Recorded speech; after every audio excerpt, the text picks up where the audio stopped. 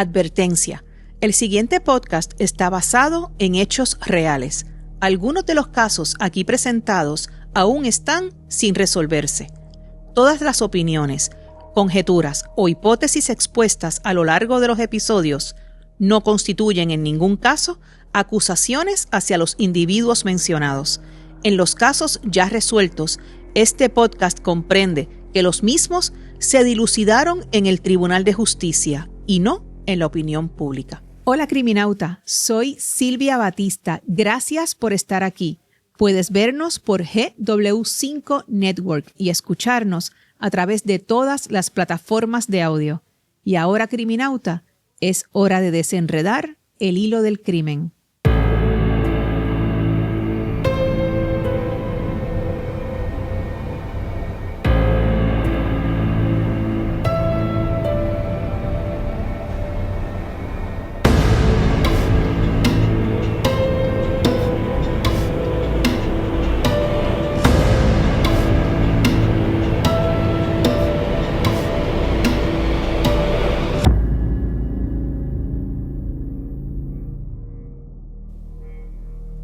Hay tragedias que no se dejan de narrar sin temblar.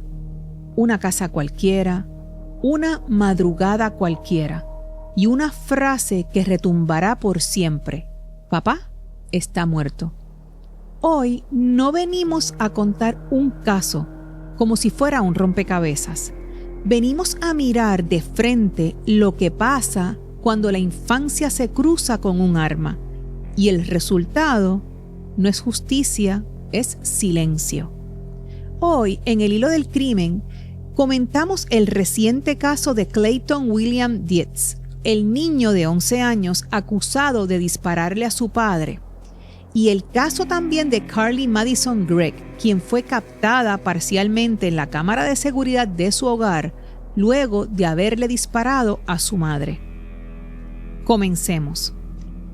Duncannon Borough, Perry County, en Pensilvania. Es la madrugada de enero 13, 2026. Los oficiales respondieron a una llamada proveniente de una residencia en el 40 South Market Street, alrededor de las 3:20 de la madrugada, debido a un hombre inconsciente. Al llegar al lugar de los hechos, se encontraron a Douglas Dietz, de 42 años, muerto por una herida de bala en la cabeza. Douglas fue encontrado en su cama en el cuarto que compartía con su esposa Gillian, el cual estaba conectado al cuarto de su hijo por un closet, un armario. Gillian le declaró a la policía que estaba dormida cuando un ruido fuerte la despertó y percibió un olor parecido a fuegos artificiales. Acto seguido, ella intentó despertar a Douglas, pero él no se movió.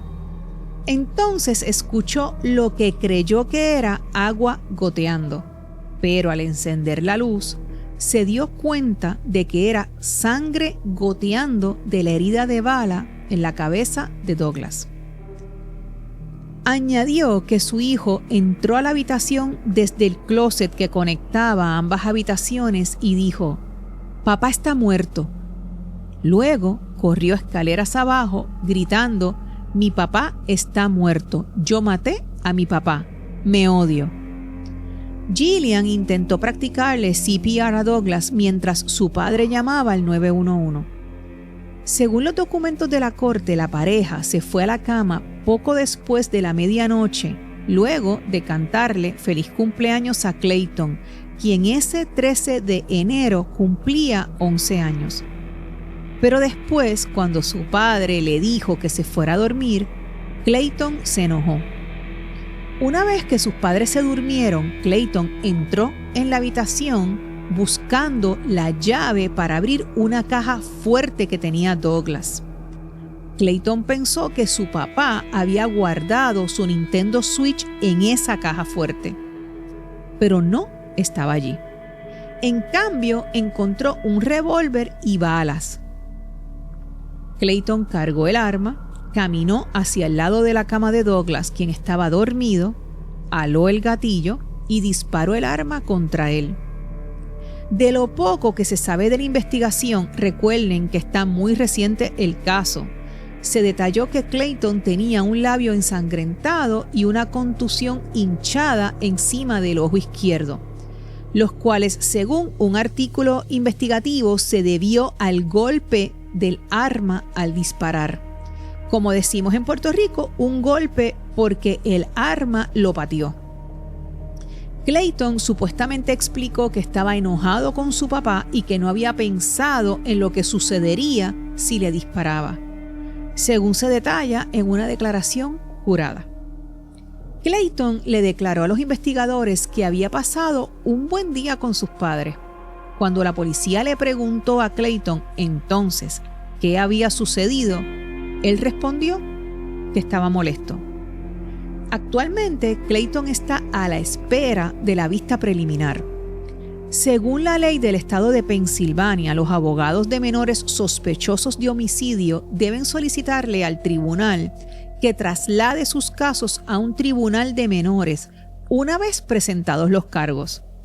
Este proceso puede tardar meses, pero a Clayton se le denegó la libertad bajo fianza debido a la gravedad de los cargos y se encuentra recluido en un centro de detención juvenil según el fiscal de distrito. Se había programado una vista preliminar para el 22 de enero, o sea, hace una semana escasamente, ante el juez de distrito Richard Gibney, pero la misma fue pospuesta. Actualmente se está a la espera de que la misma sea reprogramada. Continuemos con el próximo caso. Durante la mañana del 19 de marzo de 2024, Ashley Smiley se fue a trabajar a la escuela con su hija Carly Gregg, quien cursaba 9º grado en Northwest Rankin High School, la misma escuela donde Ashley trabajaba. Heath Smiley, el padrastro de Carly, se fue también a trabajar. Durante el día escolar se detalló que Carly estuvo gruñona, irritable, incapaz de concentrarse en clase. A las 3:54, Ashley y Carly regresaron a casa. Los mensajes de texto que Ashley le envió a Heath mencionaban planes de ir de compras. Estos mensajes durante la mañana del día de los hechos. Pero lo que sucedió posteriormente fue grabado por las cámaras de seguridad del garaje y del comedor de la residencia. Alrededor de las 4 de la tarde, Carly entró en la habitación que su mamá y su padrastro compartían y sacó una pistola Magnum .357, propiedad de Ashley, y la sacó de debajo del matre. Después, Carly fue donde su madre y en las imágenes de las cámaras de seguridad se oyeron 3 disparos, acompañados de gritos. Los disparos impactaron el cráneo de Ashley, pero no fueron mortales de inmediato. Carly regresó a la cocina con el arma oculta a sus espaldas. Durante los minutos siguientes, Ashley falleció a consecuencia de las heridas sufridas por los disparos. En la cocina, Carly usó el teléfono celular de su mamá para contactar a su padrastro, haciéndose pasar por su madre, con un mensaje de texto que decía: «Ya casi llegas a casa, cariño». Durante el periodo intermedio entre el envío del mensaje a Heath, a su padrastro, y su llegada a la casa y la llegada del padrastro a la casa, Carly le envió otro mensaje a una amiga y le dice que estaba en medio de una emergencia, y la amiga llegó poco después. Heath, el padrastro de Carly, llegó a casa alrededor de las 5:03 de la tarde, 49 minutos después de recibir el mensaje del teléfono de Ashley. Al abrir la puerta principal de la residencia, Carly le disparó varias veces con la Magnum .357. Una de estas balas impactó a Heath en el trapecio, a menos de 15 centímetros de su cara, hiriéndolo en el hombro. Heath logró desarmar a Carly mientras ésta disparaba las balas restantes. Heath describió que Carly estaba gritando. Él creyó en ese momento que estaba aterrorizada y que él podría no ser su objetivo. Inmediatamente después de que le quitaran el arma, Carly escapó por la puerta trasera de la casa. La cámara de seguridad que grababa el garaje filmó a Carly corriendo hacia la calle, acompañada posteriormente de una persona no identificada que luego sería identificada, valga la redundancia, como la amiga que ella había invitado a la casa antes de hacerse pasar por Ashley usando su teléfono celular para haberse comunicado con su padrastro. Heath registró la casa y fue cuando encontró a su esposa muerta, con heridas de bala en la cabeza. Contactó de inmediato a la policía y llegaron agentes prácticamente inmediatamente a la casa de los Smiley. Poco después, localizaron a Carly cerca de la casa y fue arrestada sin mayores incidentes.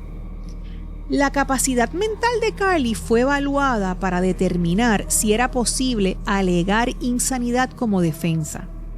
El psiquiatra de Carly, el doctor Andrew Clark, declaró al tribunal que Carly sufría de depresión y alucinaciones auditivas. No obstante, en el contrainterrogatorio de fiscalía tuvo que coincidir y aceptar que Carly había intentado encubrir el asesinato, con un claro juicio mental a la hora de saber dónde estaban localizadas las cámaras de seguridad en su residencia y con la capacidad de planificar enviar mensajes desde el celular de su mamá mientras ésta yacía moribunda en el suelo del cuarto. Tras revisar las pruebas y realizar evaluaciones psicológicas a Carly, el doctor Jason Pickett concluyó que Carly no cumplía con la definición legal de insanidad durante los hechos y que la naturaleza, la calidad y la ilegalidad de sus acciones eran conocidas y entendidas por Carly al momento de hacer las mismas.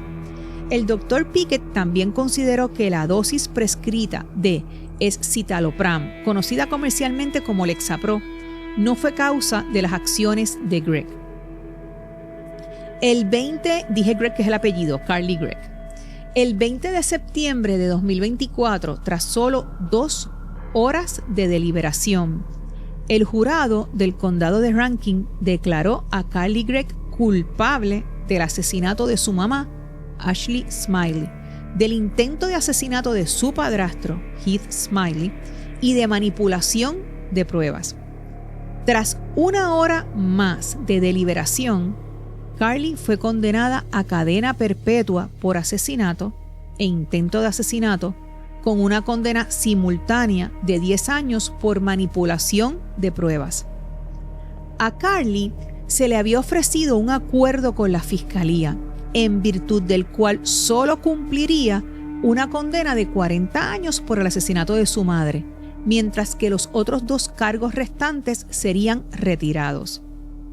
Carly rechazó este acuerdo a pesar de los esfuerzos del juez Arthur por asegurar que se comprendieran las consecuencias de esta decisión. Vamos al tercer caso, ya resuelto, que hemos abordado anteriormente en el hilo del crimen. Me parece que este caso lo hemos abordado exactamente en los episodios 25 y 41, el caso de Derek Rosa, que llegó a su fin.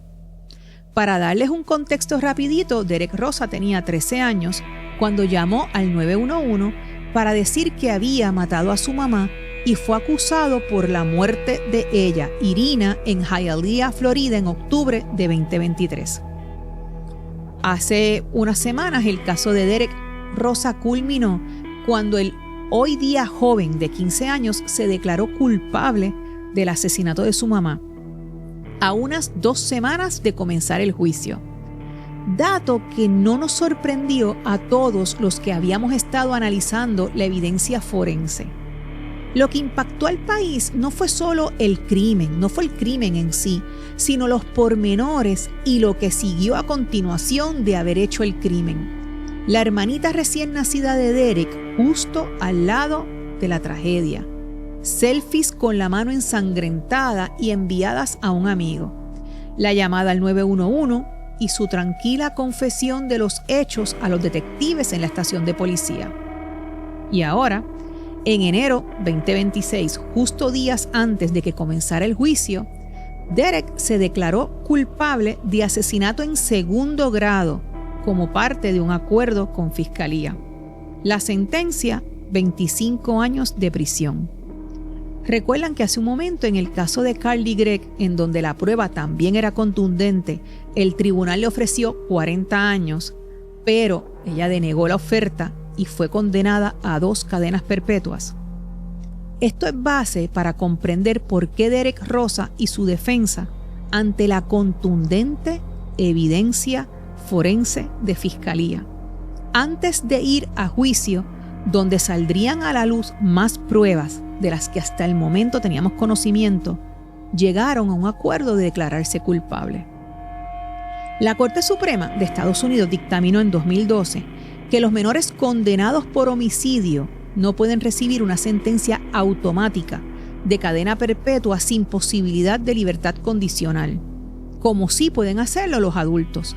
Sin embargo, un adolescente declarado culpable en un tribunal penal aún puede enfrentarse a décadas de prisión y a antecedentes penales permanentes. Este caso de Derek Rosa no fue entretenimiento. Fue, ha sido y es un espejo incómodo. Adolescencia, violencia, salud mental, señales que nadie vio o que llegaron demasiado tarde. Una comunidad en redes sociales defendiendo lo indefendible, una familia destruida, una niña huérfana. Y quisiera comentar algo. Esto nunca se trató de quién tenía la razón. Nunca fue un yo sabía que era culpable contra yo pensé que era inocente. En casos como este no hay victoria moral para nadie, porque al final lo que queda es una sola cosa: una madre muerta, una niña huérfana de madre y un muchacho que terminó siendo protagonista, sin lugar a dudas, de una tragedia que jamás debió existir, y quien tras 25 años de prisión y 20 años adicionales en probatoria, le tocará cargar con el peso de sus acciones.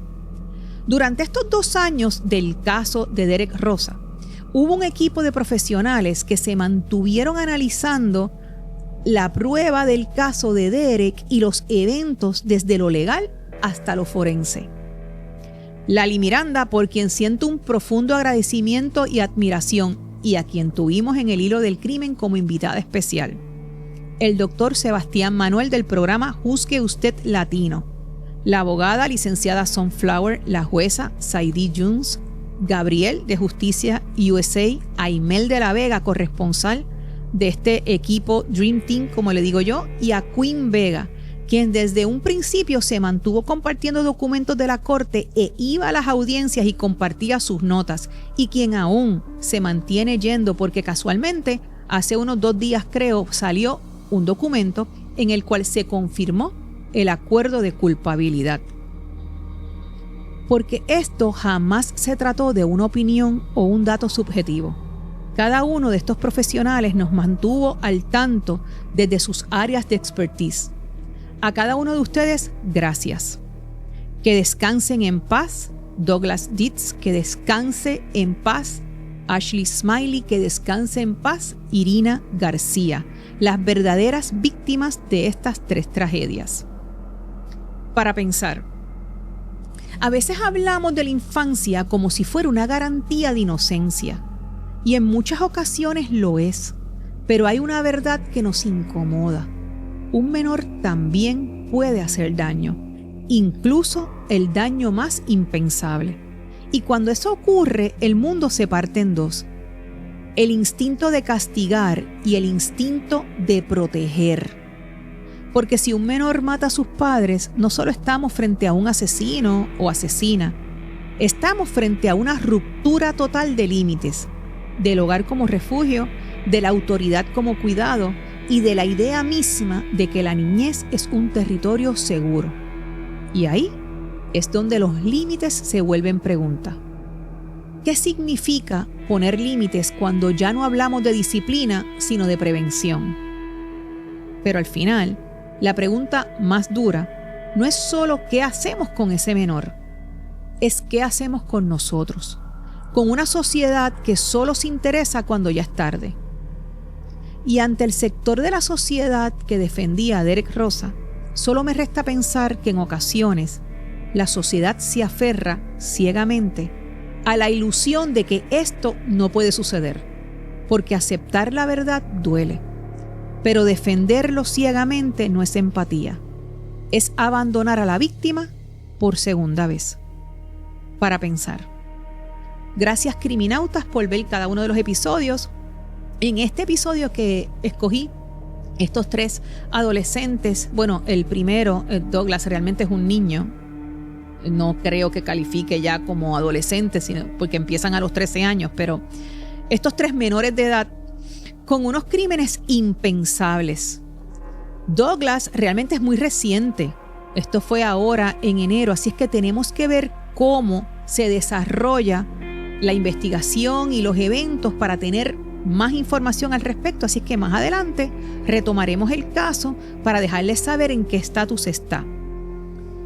El de Carly lo tomé porque mostraba claramente cómo, en contraste con Derek, al no haber hecho un acuerdo con Fiscalía, desembocó en 2 cadenas perpetuas. Aun cuando uno mira que es una menor de edad y, como yo digo, se nos alteran los sentidos o el juicio en ocasiones y pensamos que no puede ser posible, que algo tuvo que haber sucedido. En ambos casos, tanto el de Carly como en Derek, la prueba del Ministerio Público, la prueba de Fiscalía era contundente. Derek, a pocos días de haber comenzado el juicio, llegaron a un acuerdo. Pienso que este final de Derek es un final agridulce, y es que no había forma de que esto fuera un final feliz. Esto fue una tragedia, ha sido una tragedia y es una tragedia de principio a fin. Una vez más, criminautas, gracias. Sigo anotando los episodios que me solicitan.